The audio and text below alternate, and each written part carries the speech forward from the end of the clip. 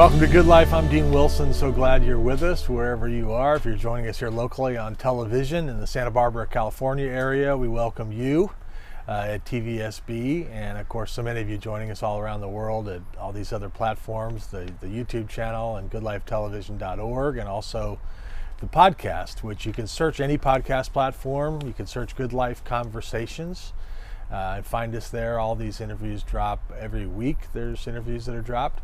And at the YouTube channel, you can watch all the long form interviews plus all the what we call power clips, where we kind of break those interviews up. And so we hope you'll check them out. You can follow us on these different social media platforms. And we're just so grateful for you, so grateful that you're along for the ride. We're brought to you by our friends at Bunnin Chevrolet, and so grateful for them. And it's just been such a wonderful journey here as we've got to talk to so many good people, and we're talking about the good stuff, and we're dwelling on the good stuff. And so that's such an honor and a privilege and such a great thing that you're here with us. So I'm really excited about my guests today. I've been reading about them over the last day or so. Zack and Susie Mack are with me. Welcome, guys. Thank you. Thank you. Amazing story, and I want to get into it in terms of all that's happened over the last few years. You guys have had kind of an eventful time, it seems like. But I want to start with how you met, which is such a fun, amazing. It's like something out of a movie, kind of. So take me back. I mean, this is obviously several years ago now, but you're on an airplane, Florida to California flight. Like, who saw who first? How did this work? Well, I'll start it first. I'll let you take over. Flying in, I had visited my grandparents in Florida, and Susie was working there and living there at the time. And she was traveling for work. I was traveling to come back home in Santa Barbara. And, the chances of us meeting were incredible because so unique. She usually doesn't fly, into Santa Barbara. She flies into LA kind of thing. So it was, I came in, I sat down right next to her. I looked at her and she took my breath away instantly. And it was one of those things that, I said hi, and she said hi, and we literally started talking for about 4.5 hours straight, laughing. I'm almost to the point of tears, kind of thing. And people are starting to look around, like, what is going on? Like, I mean, we were into it, kind of thing. So I got lucky and got her number, and I talked to her every day after that since. And you can tell your rendition. Did he take your breath away? Not maybe not maybe not quite the same same way, but I could tell he was like really interested in talking to me, and he was very funny and charming. It took, I think, 3 times before he actually got my number, but by the end of the flight he asked me to hold his hand, and I said yes, and so we held hands, and then we got our luggage together, and it's like, all right, I guess I'll see you when I see you. So is this like there's 3 seats? Yeah, he's in the middle. So I'm at the window, he's in the middle, and then there's which is actually how he got me to talk to him. At first he was talking to me, and I wasn't really, at the time I was traveling a lot, so I was on a plane very often. And I wasn't really taking him on. Like, who talks to a random stranger on a plane, right? He was in work mode. I was in work mode. Like, yeah. I just wasn't like, yeah. But then in the middle seat, that's terrible. Right. Yeah. So who is the poor guy on the aisle? Well, we started chatting too a little bit. I had to show her that I'm not some crazy nut. Right. Like I have to. But that person, there was he was into it too. Yeah, he was into it. So he must just be going, what is happening? Yeah, totally. Yeah. Yeah. So he's making this other guy laugh, and I'm like, what's so funny? And then, somehow it just became the 3 of us talking, and then it was just the 2 of us talking, and then here I am holding hands with a random stranger on a plane. And then... So by the end of the flight, you're holding hands. Yeah. Yeah. So there was such were a there connection peanuts that involved? Yeah. She had mine. I gave her everything I could give. You were right. Right. I was on try as hard as you can. Yeah. But it was, I tell my mother-in-law, this all the time, is that that true love, that love at first sight, for me in my world, Yeah. it was actuality. It was It real. happened. It happened. 29C or whatever. Yeah. No, Yeah. I should get that. Yeah, you should. And there was a time, and this sounds cliche, but at first she was trying to kind of ignore me. She was working, she wasn't having it for a little bit, and I almost gave up. But when she turned and looked at me, the sun came in through the window and hit her just right, and her face just lit up, and she looked at me, and we made eye contact, and she smiled really big. That feeling, I've never had it in my life, and I probably will never, except for the wedding day, maybe. But I mean, in my gut. Same. And that feeling carried on, and I still have it when I look at her sometimes. It's. Oh my God. Yeah, it's incredible. How wonderful. Yeah. Awesome. So if you get the middle seat, you never know. Yeah. Don't give up hope. Love at 26,000 feet. I mean, Through that. Wow. Okay. So you get her number. Yeah, you get her number. And then now she still lives in Florida, though. Right. So Right. you're just talking your. And he invites me to Santa Barbara. Now, of course, I mean, Yeah. I come to Santa Barbara and we have a few dates, and I mean, Yeah. it's so easy to fall in love in Santa Barbara Right. because it's Right. beautiful, and Right. the people and the energy. And he said, I'm gonna marry you, and we're gonna move to I'm gonna move you to Santa Barbara. And I was like, all right, good luck, buddy. And I said, if you really want to pursue me, then you have to move to Florida, which at the time was challenging because he was a single dad taking care of a 2-year-old, which also really impressed me, that he was responsible and was taking care of his son. And because he had family there, he said, okay, I will move to Florida and pursue you, as long as it's a package deal. It's me and my son, and I was cool with that. And so then the three of us spent a lot of time together, and on his own, Finn started calling me mom, which was really sweet. Wow. And then he proposed to me in Santa Barbara at Ledbetter. Actually, you all know that view, like right at the top, like I'm walking up and we're just taking a walk, something we always do at Ledbetter, and or like shoreline area, shoreline part. And then we get to the top and I look down and I'm like, oh babe, look. And it says, will you marry me? And then I realize it says Susie. And I turn around and he's on one knee proposing. Yeah.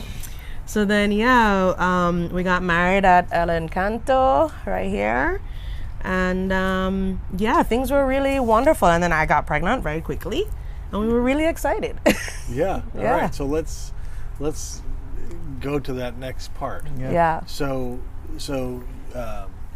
you get pregnant, and then at 17 weeks, I guess, is when your water broke, and this is now becoming a thing where it's like they're saying it's not viable. You need to terminate the pregnancy.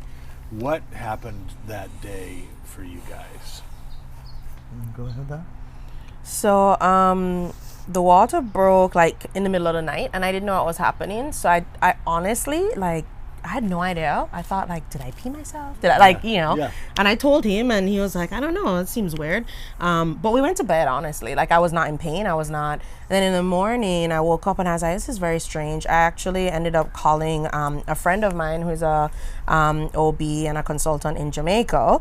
And she's head of the department there at UA. And I called her and I was like, hey, this situation happened last night. What do you think? And her tone, she was like, you need to call your OB immediately, and you need to get to the emergency room immediately. This is a very dangerous situation. And so like the panic, and I told him what was going on, and we went straight to Cottage. And the first thing they said was, well, if your water really broke and you're at 17 weeks, there's really nothing we can do to help you. And then what happened? Yeah, I mean, at 17 weeks, the baby is not considered viable by the hospital in that standard, So then, Yeah, they said they were going to check for amniotic fluid when I told them what happened. And At the ER. At the ER. So, well, actually at the labor ward by this point. So I'm at the labor ward, they're checking for amniotic fluid, and they're like, oh, there's no fluid. Like, we're not seeing any fluid. So everything's probably okay. So at this point, we're like, oh, well, maybe everything's okay. And we're like, it's just like this roller coaster of emotion. Like, so we go to our OB, and who's amazing, Susan Ramos. She looks at the ultrasound and she's like, I'm sorry, but there's no amniotic fluid at all. That's why they didn't, find any. And, his heart's still beating, but he's not gonna this baby's not gonna survive. And then she said, but let's have you see a specialist. So within, this is all in one day, Yeah. So we go see the specialist, and he was very direct. He basically was like, yeah, this pregnancy is over. This pregnancy is done, but you can always try again. And we're looking at each other like, what? Yeah.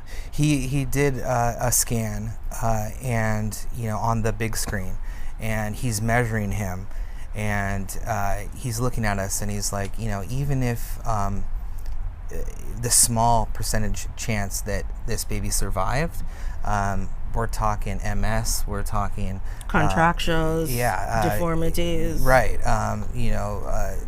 And his growth looks stunted. He looks very small.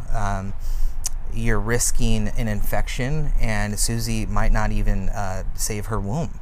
So all these things that would cause such destruction and chaos, in our relationship, in our family, emotions were high. So I lost it then, because it really hit me. When you're hearing from a specialist that this is what's happening, it's too much. And it's supposedly the top MFM in Santa Barbara, right. And yeah, I think I didn't really accept it at that time. I know it hit you, and I remember going to the bathroom and looking in the mirror and being like, Lord, I know you're gonna save my baby. Just not really accepting it.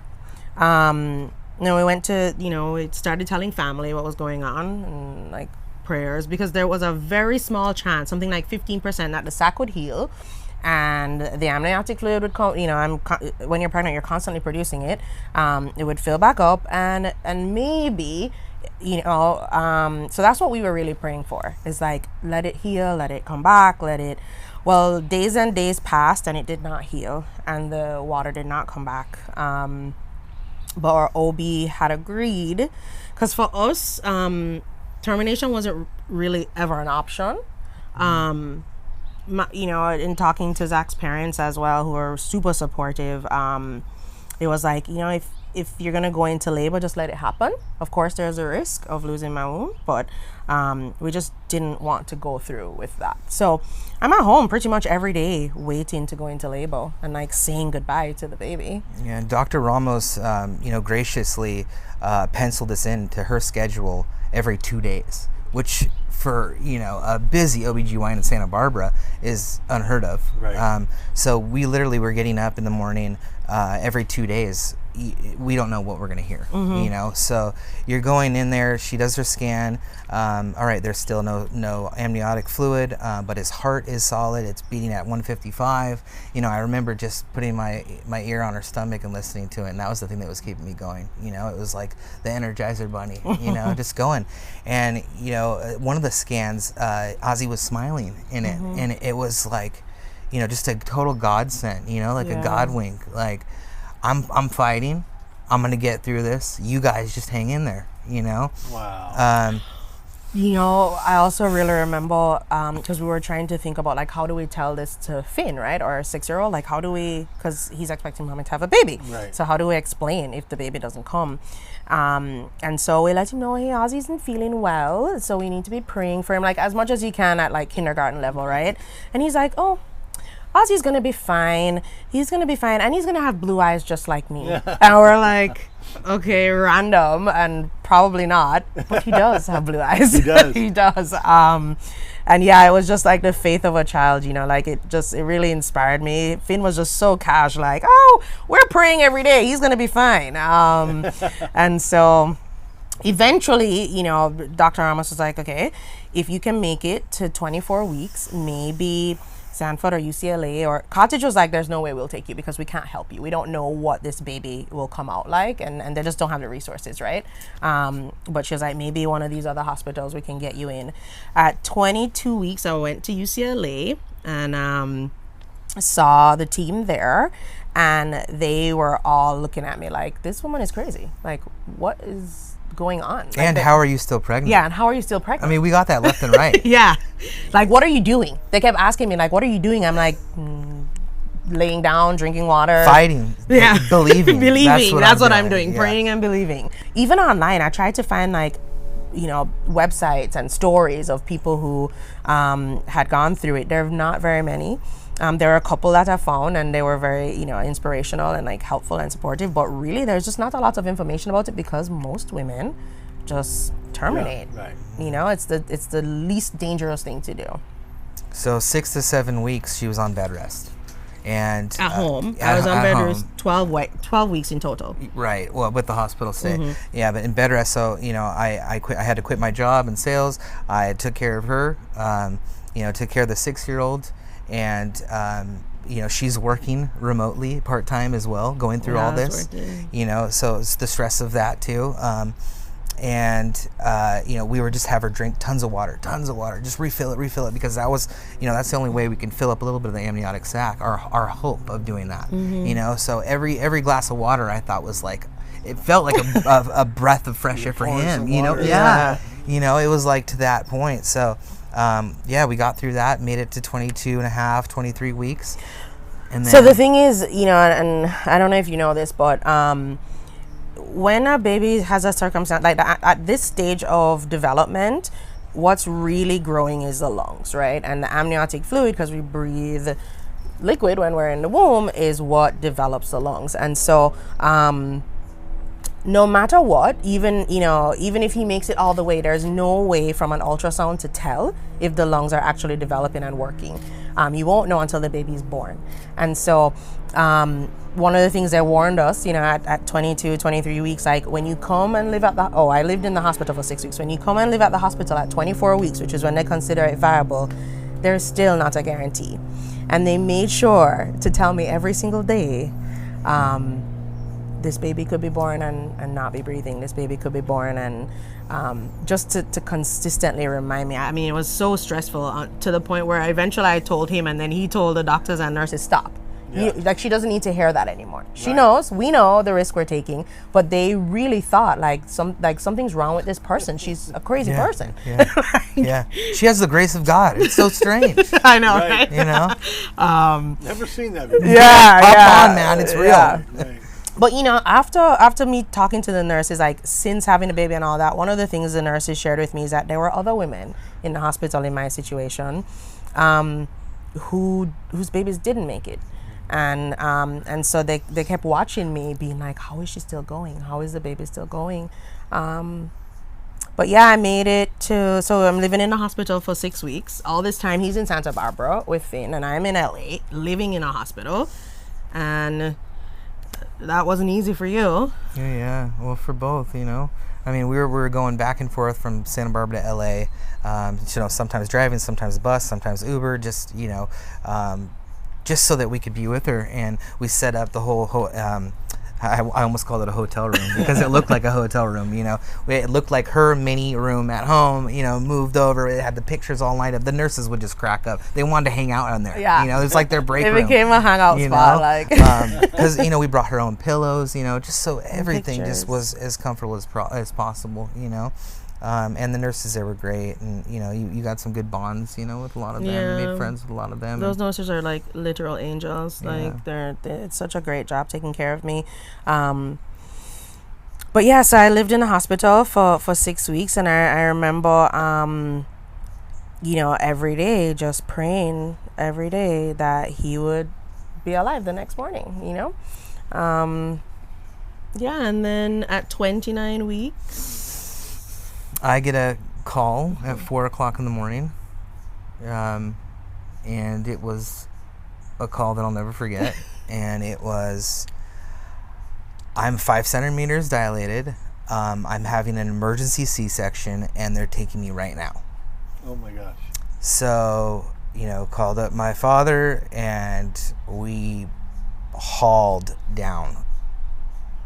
Let me tell you how good God is, and like how crazy. So up until that point, I had no contractions, no signs of labor, which 12 weeks after you water breaking already is like not a thing. Like that just like, so I had no contractions at all. And then I started to have very high sugar, high blood pressure, just gestational stuff, which, as you can imagine, laying in a bed for 12 weeks will do that to you while pregnant. And so your body doesn't care about you. It only cares about the placenta and the baby. And so the nurses, my doctors had suggested, why don't we start checking your blood sugar at like 3 in the morning? Because it seems fine in the day, but then you wake up and it's really high. And so they started literally that night, decided to wake me up at 3 in the morning to check my blood sugar. They wake me up at 3 in the morning to check my blood sugar. And I say, something feels weird. Something feels different. Like something's going on. I know right now that if I was not woken up at 3 a.m. to check my sugar, I probably would have slept through it and not known. And probably, I mean, it was just so strange. Like I just knew something was going on, and the doctors kept looking at the machine saying there are no contractions, there's nothing going. Like you called me and told me that. I called him because I didn't know I was going into labor. I just kept saying like I can feel that something is happening. I don't know what it is, and then I started to have labor pains, but the machine wasn't picking it up. And eventually the nurses, one of them walked over to the doctor's station and said, you need to get over there because something is like, she keeps saying something's going on, even though the machine is saying everything's fine. And they come over and they're like, oh yeah, you're 5 centimeters dilated. We're going to do this now. And I was like, now? Like right now? Yeah. So it was just all a whirlwind, you know, and, another way, like Jesus just like showed up in my face. They're preparing me for surgery, and they're getting IVs in, they're doing all the things, and there are all these nurses all around me, and it's a teaching hospital, right? So like more people than normal are there, and there are all these people around me, and I'm like overwhelmed and confused and crying, and my husband's 2 hours away in Santa Barbara. There's nobody there with me, just me. And it looked almost like a wave, like coming, like, you know, when you see someone like gliding through a wave, that's what it felt like. Like this person came through like the crowd and hugged me, and she said, God is with you, you're okay, like it's gonna be okay, you got this, God is with you. And I felt like the presence of the Holy Spirit. I felt calm, I felt peace, I felt everything I needed to feel in that moment. I had never spoken to that nurse before, but she had been watching me, and she had been watching our situation. And actually, I think she was a volunteer, not like anyways. So her name is Sarah, and she was just wonderful. And it was what I needed. It was like God in that moment being like, hey, like forget everything else around you, like center yourself, like I got you, you know? And then, yeah, after that, we went into... It was like alien abduction, you know, just like taken under the lights, and and I get there, finally get there, and you know, jump out of the car, run up. I don't know if she's given birth. I don't know what the situation is at all. There's a huge line, you know, all this kind of stuff, and I'm like, you know, I'm not. This is one of the times I'm not going to wait in line, you know. Yeah. So what are they going to do? So I run up there, and I just want to know that he's okay and she's okay. I just want to know, you know. I run up there, I'm searching for her, and I'm going to where I saw her last. And she's not there, obviously, so I'm running all these different locations, and the nurses are like, which way are you going? I'm like, I don't know, and they're like, this way, that way. So I go over, and I finally find a nurse and ask, Ozzy Duthie-Mack, what's going on with him, Suzanna? And they're like, he came out and he's good, and he came up with a fist up in his air, and he was crying, and he was screaming and crying. And when I heard that he was crying and screaming, I knew that he had lung activity. Yeah. And at that point, I just lost it, you know, and a fist up in the air too, you know, like I did it. Still this day, he still goes, you know, it's so cute. And then I make it, and I see Susie, and she's just waking up and just coming to, and she looks at me and she's like, where is he, how is he? And I go, he's doing great. He was born with his fist up in the air, and he's crying, and his lungs are good. And she's like, his lungs are good. I'm going, yeah, his lungs are good. And you know, we didn't know a lot about it, but we just knew he was alive and breathing, and From there, it was literally just waiting for her to come to, because we're just on a total high rush that this is happening, this is real, and he's alive, and Susie's okay, so. Yeah, and then we spent 90 days in the NICU, which is a whole other journey of its own, and like really intense. And then we brought him home on oxygen, and they were all saying to us too, like, the baby will probably be on oxygen until he's like 1 or 2 years old. And I mean, even now, they still kind of, are amazed every time they see how well he's doing, because everything they say, he just beats the odds every single time. They kept moving him in the NICU to, there's different areas of like, stages of like, oh, this baby needs more attention, let's put him here. So they kept moving him to different areas where the babies are more active and running around. And I'm just watching the progress, and I'm like, he was on, oxygen defibrillator when he first came out for a while. He was in an incubator for what? He was in an incubator for the first like month or so. 2 pounds, size of my hand. He would fit in my hand. I didn't get to hold him for like a week, and like, as a mom, like, all you want to do is hold your baby, but he had just like cords and tubes all over him, and he couldn't hold his temperature. But those NICU nurses are amazing. And then it got to the place where he was doing so well in the NICU that at UCLA, that they're like, yeah, he's too well to be here, like he needs to go home to Santa Barbara to Cottage. And we're like, awesome. So Cottage was amazing as well, and they took good care of him, and Yep, and he came home on oxygen and slowly progressed off of that, and now we literally use his old oxygen cords for jump ropes and playing outside. Yeah, it's true. And he's incredible, and he's sassy and like his mama, and and loves the beach and full of life. And how old is he now? So he's 13 months corrected age. He's like 15 months, his actual age, but he's doing amazing. He's saying a lot of words, a lot of mama, dada, baba type words. He's pulling himself up. He's doing great. Wow. Yeah, total miracle. He's a fighter. I've never heard a story like that. even now, I mean, he had his NICU thing yesterday, his NICU like high risk clinic checkup, and they still look at him like this baby is just amazing. Like they're in awe of him. So are we every single day. Like he just really has solidified our faith. I mean, we always had faith, like, but God, he just like really, yeah. Yeah. Yeah. And the message is clear, you know, it's don't ever give up hope, you know. I mean, faith moves mountains, and this is exactly the case. One time someone asked me if I had lost a baby, would I have still made the same choice? And I would have, you know. I think it is a miracle, and it is something that isn't like common.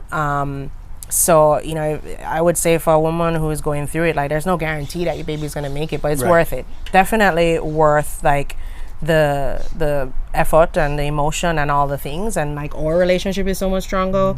Our family bond feels stronger. Like, you just, I'm glad we made the right choice. Unbelievable. Yeah. And the support. Yeah, I mean, the support was so important, and we just had everyone that was praying, and everybody was telling me that he's gonna make it, including my 6-year-old Finn that's literally not shaken from this at all. He's just like, he's gonna come out, have the blue eyes, we're gonna play, and it's gonna be great. And I'm like, I really hope you're right, dude. Wow. Well, you guys, that is stunning and wonderful. And talk about building your faith. I mean, my goodness, because this was not like an overnight thing. This was weeks and weeks and weeks. I mean, months. Months. I mean, that's amazing. Bringing him home. Mack. Wow. Ozzy Mack. You better write that name down. Yeah, right. This kid. Yeah. Good Lord. Well, praise the Lord for what's happened, and for you guys, and what a story. What's next? I mean, how do we started at 26,000 How about we feet. just relax for a little bit? That'd be nice. Time for that. Right. What started at 26,000 feet. Yeah.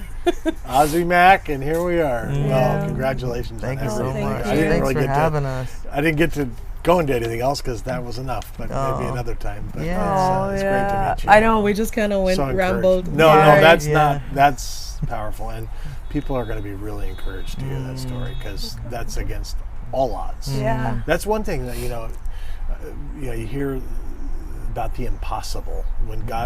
That's when God starts, is that the impossible. Yeah. And it's almost like we never want to be in a situation where we're facing the impossible because it's a horrible place humanly to be. But then you find yourself in one, and you realize who's really in charge here and who has the power. Yeah. And it's not us. And then here you guys found yourself in an impossible, literally, situation. And then look what happened. I mean, I've never heard of such a thing. It's incredible. I mean, so what a great testimony and story, and what a great adventure you guys have in front of you. I mean, Most definitely. I mean, amazing. Yeah, they love it. It's Glad to know you. Yeah. That's well, thank you. amazing. It's been an honor to be on the show too, and we really appreciate that. Yeah. Thanks for joining me. Yeah, thank you. Amazing story. Thanks for joining us. We'll see you next time.